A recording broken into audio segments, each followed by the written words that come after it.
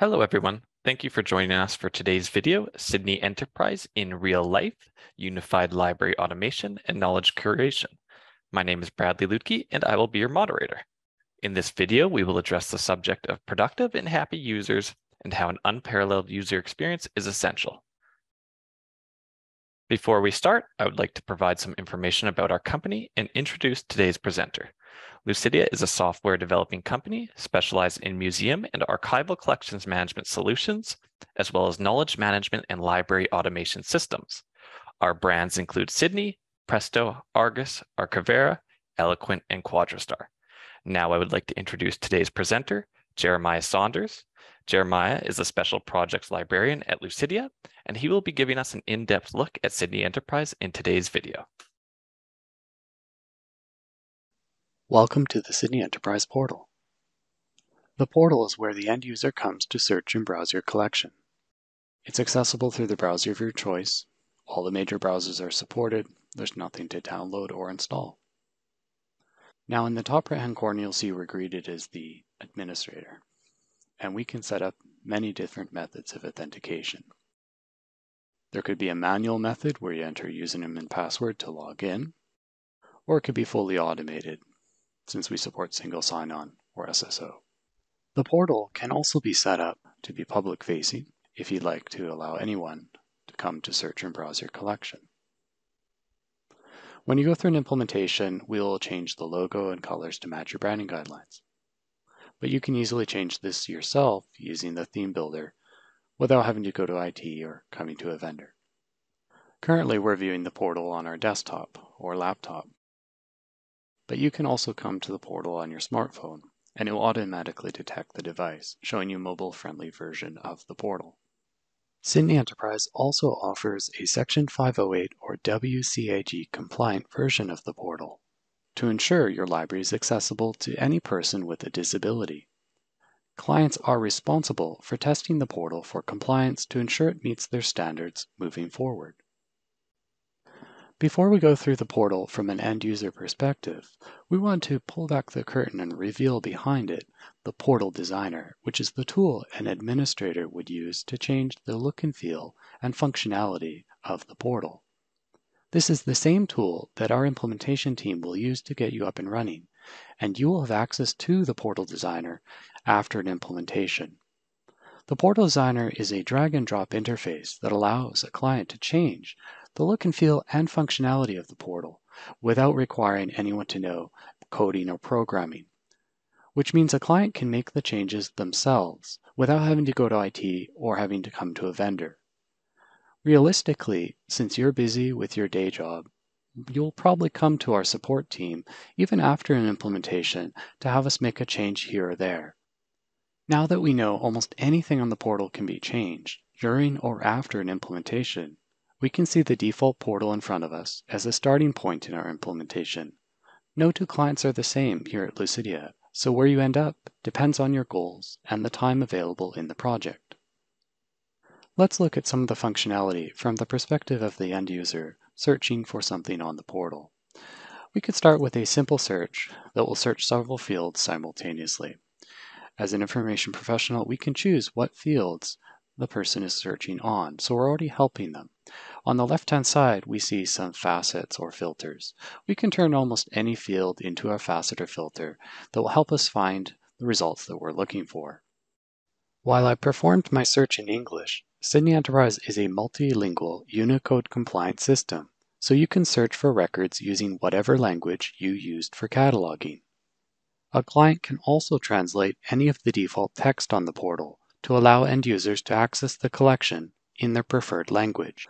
Now, looking at the search results here, once I found what I'm looking for, what can I do next? I can print off one or more results, send them to a report. I could also set aside one or more results into what we call the book bag. You could rename this, add to favorites if you prefer. It's really there for a researcher who'd like to perform multiple searches and set aside some results from each search. And then later on, they could print out one list, email that list to themselves, a colleague, or the library along with some instruction. For now, these results will appear under the My Library tab, which we'll take a look at a little later on. If we're pressed for time, we could just click Submit Request and a web form will appear. The web form in front of us here allows the end user to communicate with the library. They could type in some sort of request within the notes field. Once the end user clicks send request, that will generate an email notification that will go to your library along with the items they're requesting. Now the search results in front of us here is configurable. We can choose what fields we'd like to display. In addition, we can have security determine whether a field is shown to all users or not. And this would ensure that two people looking at the portal are seeing exactly what we want them to see. Now, if I had performed a search and I did not find what I was looking for, then I can click on a third-party database or website, passing the search to that site and retrieving the results. This is a matter of convenience. It allows me to perform one search to find everything within your collection and everything available outside of your library, such as subscription databases or other websites. Whether or not we can pass a search onto a third party depends on that third party granting permission. As well, you'll note that we've simply passed the search term, but no other metadata. So the receiving end has no idea if we search title or author or subject. We're just simply passing the search value as it was entered by the patron. We're not importing any other content or data or records here. We're simply passing the search on as if you'd gone directly to that website. Returning to the portal, we can look at the top row of tabs and we'll work left to right in the demonstration. We're now looking at the advanced search. This is going to allow us to search several fields and any specific configuration that we want. All fields are searchable in SydneyEnterprise, but you choose whether or not they're eligible to be available here to the end user. Next, we have online resources, a page which allows you to promote any resources such as links to websites or databases or ebooks. Now on this page, we have a simple alphabet filter that allows us to find the results that start with that letter. Next, we have a tab that says what's new in our library, however you define new in your organization, perhaps based on some status or some date. And then the last tab here, which says My Library, will only really come to life once we become a specific patron. So you're going to see me log out and log in here as a fictional end user, Albert Monk. Now with single sign-on setup, this could be fully automated. Once I have arrived here as a specific patron by the name of Albert, the entire portal could be personalized to this person. But if I click the My Library tab, we can give you a few ideas. So here, for example, we see under the heading of My Book Bag any items that Albert has selected from one or more searches that he has set aside in that book bag or favorites list. Next, we see anything currently on loan, that is titles that we've checked out to Albert, displayed to him.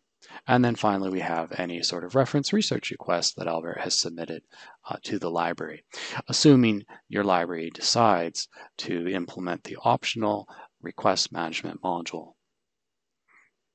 From the perspective of your administrator managing the portal, we can see what Albert and other patrons are looking for within our collection on the statistics dashboard. Starting on the left-hand side, we can see that we can filter statistics by date.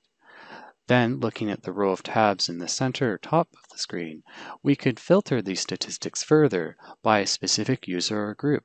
If you prefer to track statistics anonymously, that can be achieved as well. Next, we have the option to track specific actions. So for example, what links are being clicked on, any files being downloaded, as well as what records are being printed, viewed, and searches performed. The Area tab would provide more detailed information on whether or not the patrons are using specific actions or pages within the portal, such as a basic search versus an advanced search, and that can be used to inform decisions about redesigning your portal in the future. Finally, the Items tab is the most detailed level.